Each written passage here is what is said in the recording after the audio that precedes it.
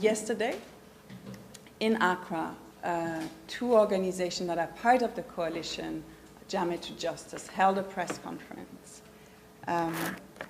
revealing new information we gathered on the killing of more than 50 West African migrants, many of them being Ghanaians, but there were also Senegalese, Ivorians, a Togolese, and one Gambian national.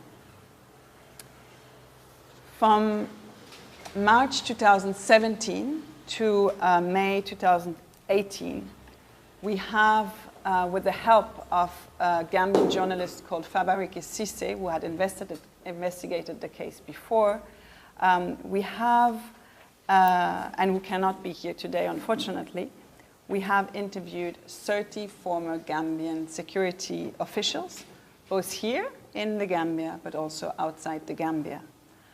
Out of these, 11 were directly involved in the event, and one was even a witness to the killings. In Ghana, some of us also interviewed Martin Kire, who was the only survivor of the massacre. Another Ghanaian was also interviewed. He was very lucky. He was part of the group, but managed to escape before they were even arrested. My colleagues also interviewed or met with 15 families of Ghanaian victims, as well as 2 Ghanaian investigators. We also translated and analyzed interviews done by the FATU Network and by Freedom Radio with a former jungler called Bailo, who was also involved in the events. So we compiled all that evidence and analyzed it in a quite extensive document.